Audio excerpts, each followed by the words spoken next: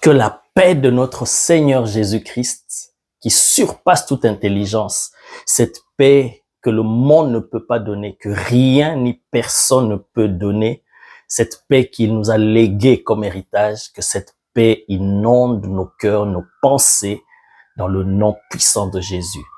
Et également que la joie de l'Éternel, notre Dieu, déborde dans nos vies, déborde dans ta vie, dans ta famille, dans ton cœur, que cette joie explose, explose, explose. Selon qu'il est dit qu'il y a d'abondantes joies dans la présence de l'Éternel. Alors, parce que nous sommes dans la présence de l'Éternel, quelle que soit la distance qui nous sépare, quel que soit l'endroit, le pays à partir duquel tu nous suis, nous sommes connectés en esprit devant le trône de grâce, devant la présence de notre merveilleux Seigneur. Soyez richement bénis de partout où vous nous suivez.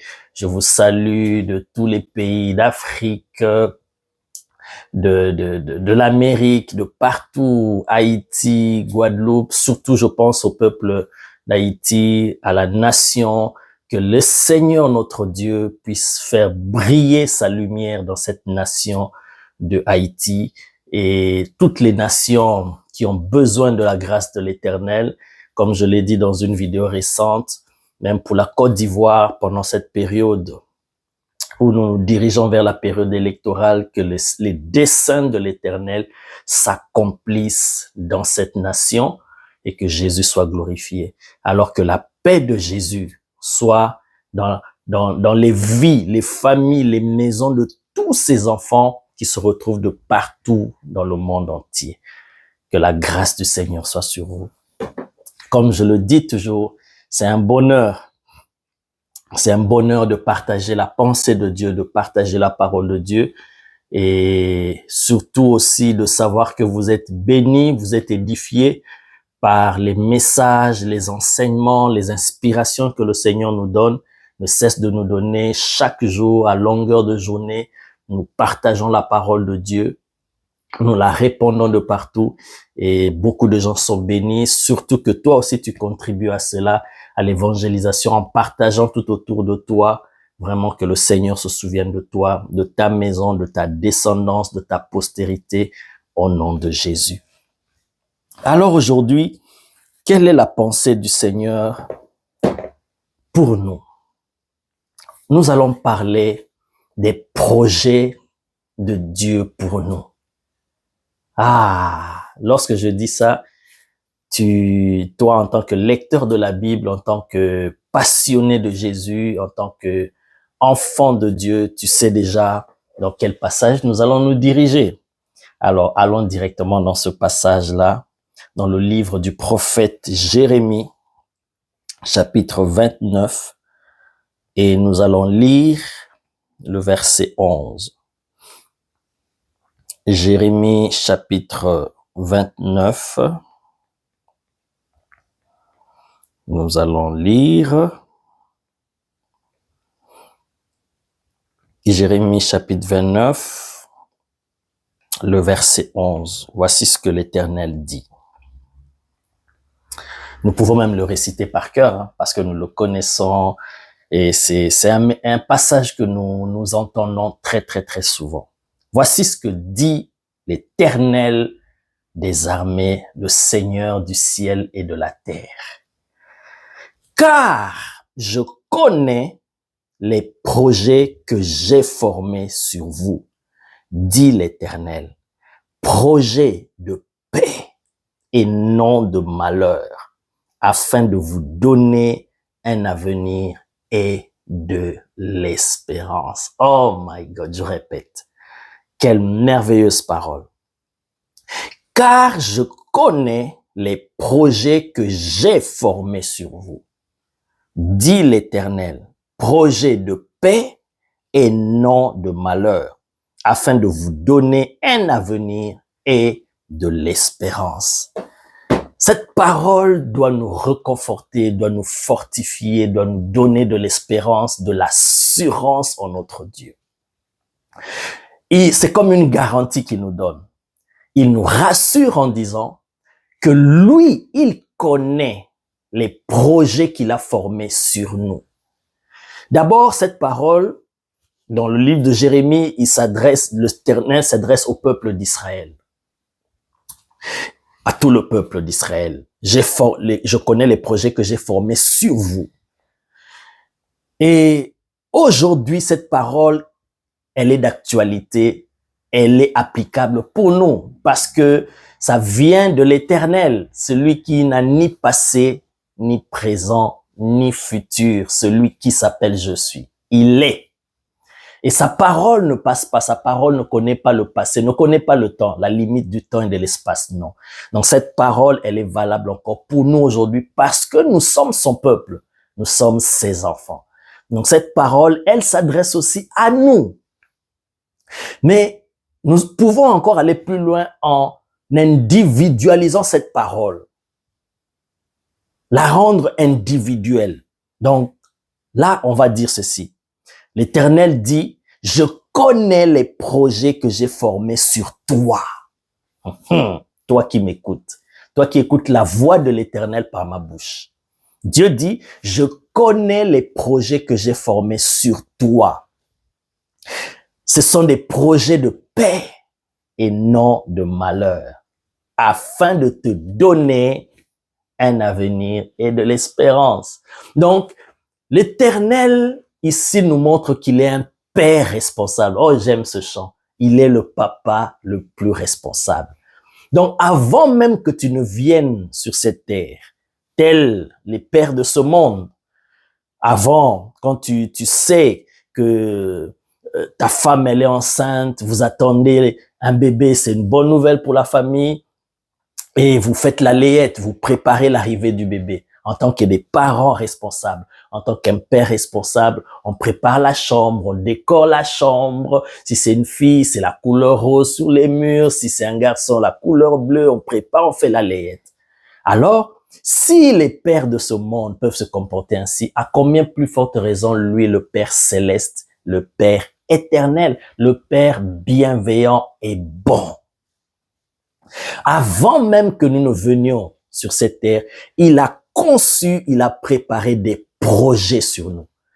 Il a établi des projets sur nous, sur toi, sur moi. Alléluia. Et il nous garantit, avant de continuer, il dit, ce sont des projets, parce que vous pouvez vous poser des questions, oui, les projets, mais quel type de projet? Est-ce que c'est en notre faveur ou en notre défaveur? Il dit, non, ne vous inquiétez pas. Ce sont des projets de paix et non de malheur. Donc, sache déjà, et retiens ceci, grave cela en toi, que l'Éternel qui est bon, il n'a formé que des bons projets pour toi, bien-aimé. Les projets de l'Éternel à ton égard sont des projets de paix et non des projets de trouble, non des projets de malheur. Ça veut dire, tu as le droit, en se basant sur cette parole, pour refuser tout ce que tu vis qui est contraire à la paix et au bonheur. Selon cette parole, tu as le droit parce que l'Éternel a formé des projets sur toi et ce sont des projets de paix et non de malheur. Ce sont des projets donc de paix et de bonheur pour chaque individu qu'il a envoyé sur la terre. Rassure-toi de cela. Il n'y a personne que Dieu a envoyé sur la terre avec des projets qui souffrent, des projets de malheur, des projets qui soient troublés, qui aient la souffrance. C'est comme ça, beaucoup de gens se demandent, mais si Dieu était bon, mais pourquoi alors il y a tant de malheur sur la terre? Rassurez-vous déjà par ce passage, vous allez comprendre que les desseins de Dieu, les projets de Dieu pour l'humanité, pour chaque individu, n'ont jamais été des projets de malheur, de souffrance, de misère, de galère. Non, jamais, jamais. Ce sont des projets de paix et des projets de bonheur. Et il dit, ce sont des projets de paix et non de malheur, afin de vous donner un avenir et de l'espérance. Alléluia. Alors, voici comment ça fonctionne. Donc, Dieu a conçu des projets avant la fondation du monde pour chaque être humain qu'il envoie sur la terre. Et tous ces projets-là font partie du grand projet qu'on appelle le dessein de l'Éternel. Et tout cela contribue à la réalisation du grand projet, du grand dessein de l'Éternel. Chaque individu ayant un rôle à jouer dans le plan global de Dieu, mais dans son rôle particulier, chaque individu, les projets que Dieu a conçus pour lui, ce sont des projets de paix et non de malheur. Et ce sont des projets qui prépare, qui annonce et qui montre un avenir glorieux. Alléluia. Oh my God. Voilà pourquoi, lorsque, ok. Et ces projets que Dieu a conçus pour l'homme, nous connaissons l'histoire quand Adam est venu et le diable jaloux de tout ce que Dieu a donné à l'homme comme honneur, comme gloire, il a fait tomber et l'homme a été déconnecté de Dieu et c'est comme ça que la souffrance est entrée. Donc, j'ai ouvert juste cette parenthèse pour que nous puissions bien comprendre le fil d'idées que le Seigneur veut que nous puissions développer. Mais par la grâce de Dieu, un jour, nous allons parler peut-être en profondeur de la chute de l'homme. Alors, l'homme a été déconnecté de Dieu et c'est comme ça que les malheurs sont entrés dans le monde. Tout cela ne vient pas des projets de Dieu. Maintenant, Dieu, dans le plan du salut, dans le plan rédempteur, il veut réconcilier l'homme avec lui pour que l'homme revienne, soit reconnecté au plan qu'il avait formé pour lui, pour que l'homme continue à marcher dans la volonté de Dieu et vive, bénéficie et expérimente de ce projet de paix et de bonheur. Alors, voici ce que l'Éternel fait. Parce que l'homme est ignorant de ses projets, suite au péché, depuis la chute d'Adam, tous les hommes qui viennent, ils naissent dans le péché. Donc, l'homme est déconnecté de Dieu directement avec cette nature pécheresse. Il n'est plus conscient des réalités spirituelles, des projets de Dieu. Maintenant, l'homme, pour qu'il soit reconnecté avec Dieu et qu'il bénéficie de ses projets de paix, il doit passer par le salut en Jésus-Christ.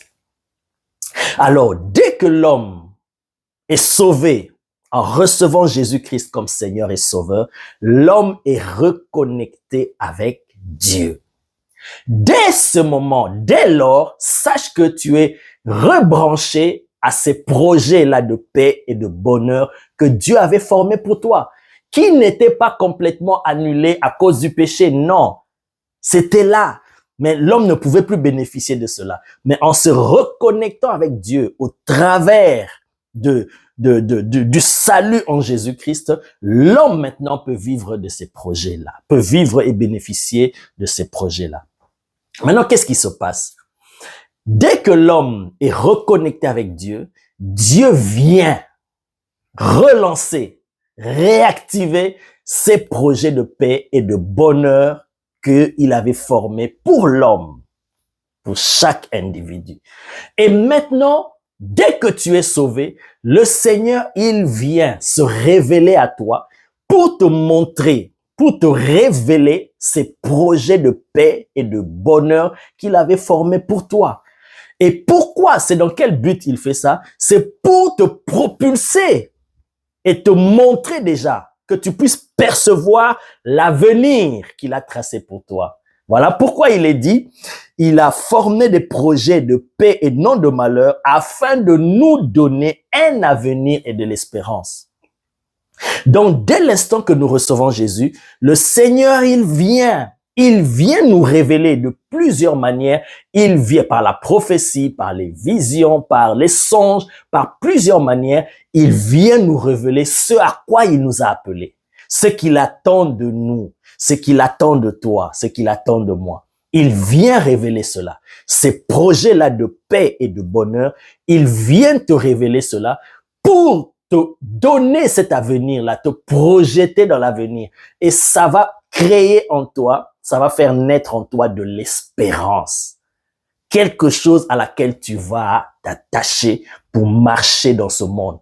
Afin que tu cours, afin que tu marches dans ta course pour réaliser les desseins de Dieu et que tu vives les projets qu'il a formés pour toi.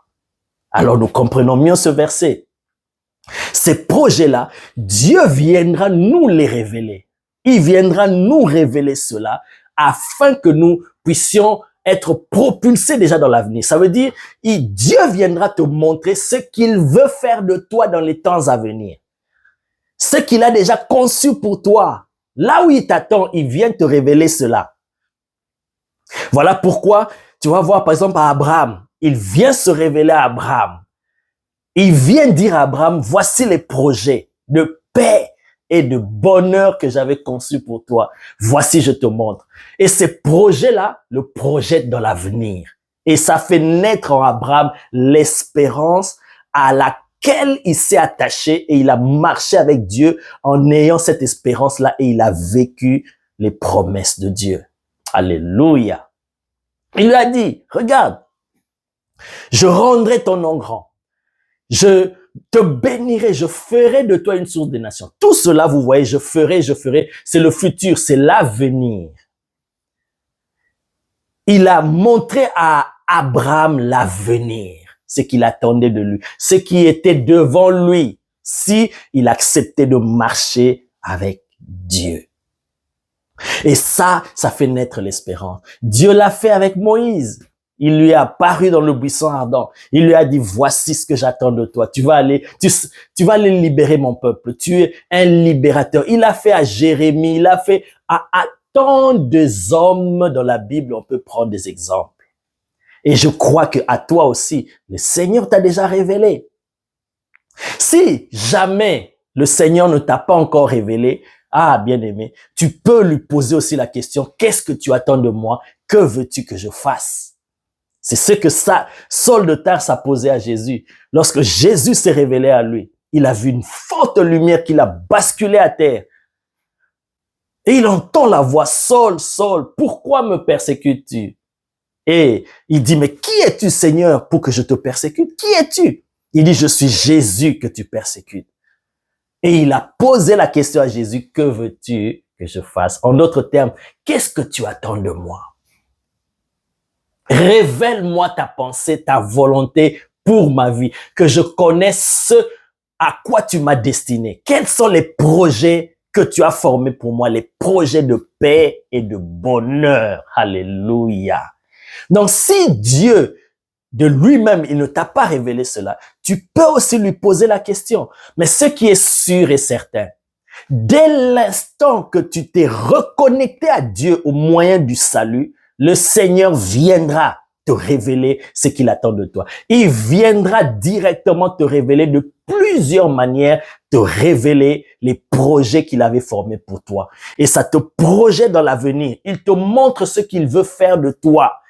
Là où il veut t'amener, il te montre cela. Et ça va prendre du temps pour marcher avec Dieu. Alléluia. Et ce que Dieu te montre, bien-aimé, ce que Dieu te montrera, les projets de paix, bien-aimés, ce ne sont pas des petits projets que nous, les hommes, on peut former pour nos enfants, pour nos bien-aimés, pour le foyer. Ce sont peut-être des grands projets à nos yeux, mais pour l'Éternel, ce qu'il forme pour nous, ce sont des projets immenses et des projets de paix. Et quand il te révèle cela, bien-aimé, c'est tellement grand que ça te dépasse et tu as du mal à y croire. Waouh, c'est ça ce que Dieu veut faire avec moi. C'est là où Dieu veut m'amener. Tu vas te sentir incapable. C'est un des signes, bien-aimé, pour reconnaître que la mission vient de Dieu, pour reconnaître que cette vision vient de Dieu, que ce projet vient de Dieu. Ce projet-là doit te dépasser. Tu dois te sentir incapable, faible devant ce que Dieu te montre qu'il va faire de toi ou là où il t'attend. C'est là qu'il démontre que ça vient de Dieu. Parce que si Dieu, entre guillemets, je dis entre guillemets, Dieu te montre quelque chose que tu es capable de faire par ta force humaine, ça veut dire que ça vient pas de Dieu. Voilà pourquoi j'ai mis entre parenthèses, ça ne vient pas de Dieu. Si ça vient de Dieu, tout ce qu'il montre dans la Bible, que ce soit des expériences humaines, ça te dépassera. Tu te sens, Moïse s'est senti incapable. Quoi? Moi, je vais aller dire à Pharaon, oh my God, mais quelles armes tu me donnes? Pharaon, c'est presque un dieu. Tu me dis juste d'aller, tu me donnes aucune arme, rien du tout. Va libérer mon peuple et dire à Pharaon, même pas supplier, négocier, mais ordonner à Pharaon, laisse aller mon peuple. Ouais. Moïse a dit, mais attends, c'est quoi ça? Oh my God. Bien-aimé, quand la vision, quand Dieu te révèle les projets de paix et de bonheur qu'il a formés pour toi, ça te dépassera, ça dépassera ton intelligence, même tes moyens financiers, même tes capacités, tu vas te sentir incapable. Dieu fait ça afin que tu dépendes continuellement de lui. Parce que dès le moment où tu te sens incapable de réaliser cela, dès le moment où tu te dis, mais je ne peux pas le faire, alors je ne vais que m'appuyer sur l'Éternel. Et à partir de ce moment-là, tu vis dans la dépendance totale à l'Éternel. C'est ça la marche par la foi. Et c'est par ce moyen-là que Dieu va accomplir ses grands projets de paix et de bonheur qu'il a formés pour toi. Alléluia. Je peux vous donner un témoignage me concernant moi-même. Dans plusieurs occasions, le Seigneur m'a révélé les projets de paix et de bonheur qu'il a formés sur moi. De plusieurs manières, j'ai vu. Mais une des expériences les plus marquantes, c'était au moment où je me suis reconnecté vraiment à Dieu. Ah oui. Parce que depuis très longtemps, le feu de Dieu s'était allumé en moi depuis l'école primaire, là où j'étudiais à l'école Massamba avec mes anciens collègues.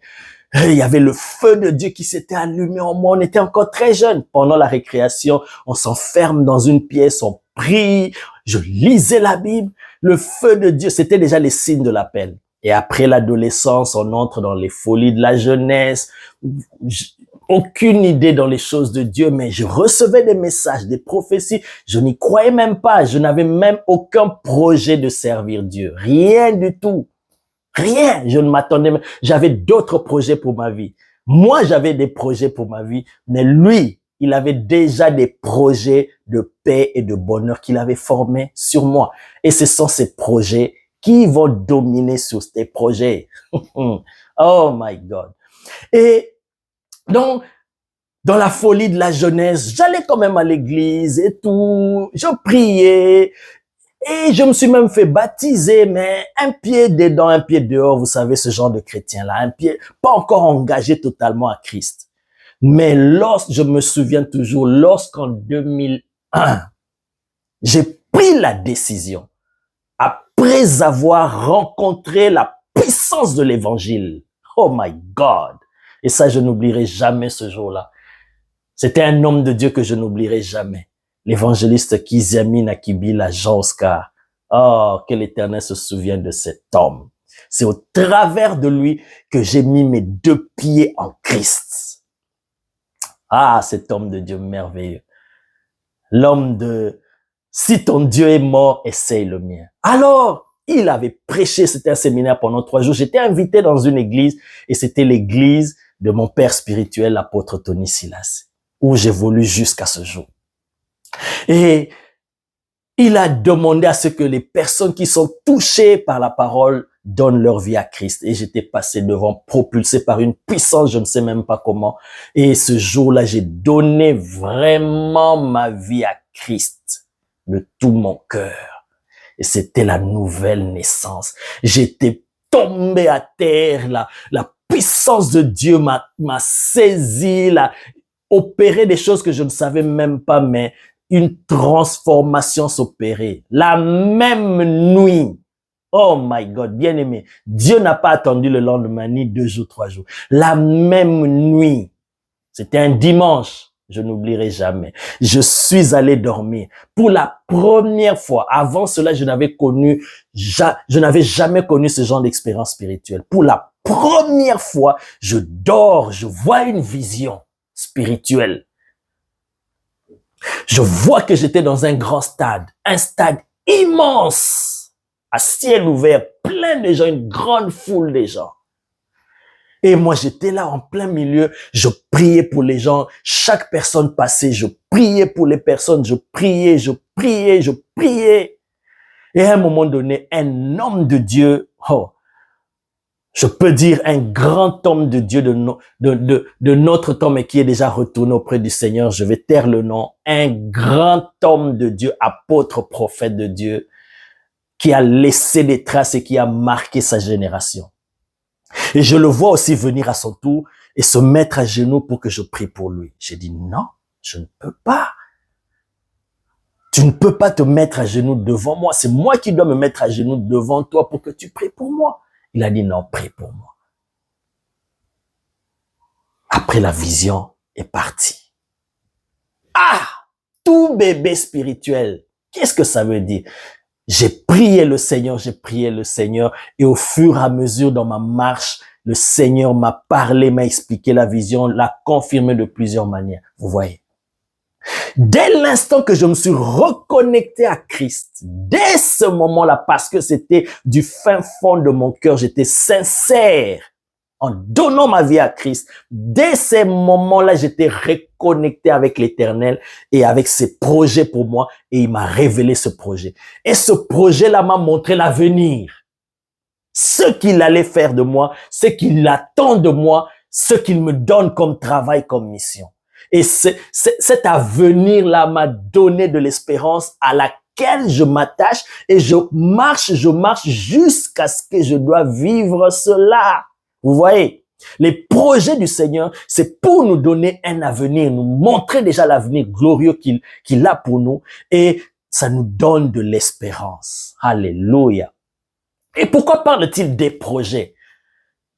Des projets pour un individu, oui, parce que c'est un projet avec plusieurs phases, avec plusieurs facettes, tel un diamant qui brille avec plusieurs facettes.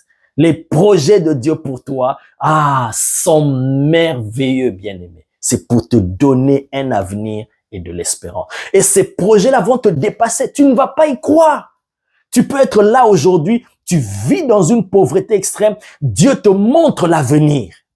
Il montre comment il va t'élever. Il te montre comment tu vas devenir grand. Souvenez-vous de Joseph.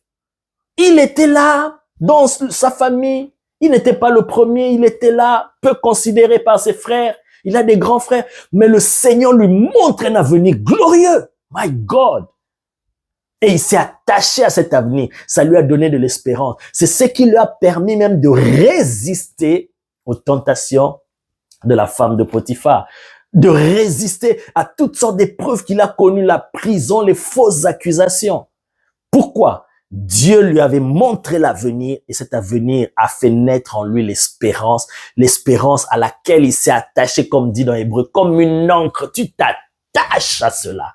Dieu fait cela pour nous enraciner en lui. Alors, bien-aimé, je te rassure, dès l'instant que tu t'es reconnecté à Dieu, Dieu, d'une manière ou d'une autre, il t'a révélé ses projets. À moins que tu ne t'es pas vraiment reconnecté avec Dieu.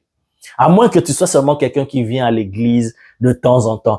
Venir à l'église, ce n'est pas donner sa vie à Christ. Ce n'est pas ça la nouvelle naissance. La nouvelle naissance, c'est ton cœur qui a décidé vraiment de s'engager pleinement à Dieu, de se soumettre à Dieu, de recevoir Jésus-Christ dans ta vie comme Seigneur et Sauveur. Ah, bien-aimé, dès l'instant que cette expérience-là se passe, Dieu, il te reconnecte à ses projets, il te révèle cela pour te montrer l'avenir glorieux qu'il prépare pour toi. Et tu marches avec lui pour qu'il puisse réaliser cela. Alors, je termine en te disant ceci. Bien-aimé, Dieu a des projets de paix et non de malheur pour toi. Toutes les bonnes paroles, toutes les promesses que l'Éternel t'a faites, l'Éternel les accomplira, à condition seulement que tu restes attaché à lui, que tu ne te détaches pas de lui, que tu ne te déconnectes pas de lui, que tu marches avec lui.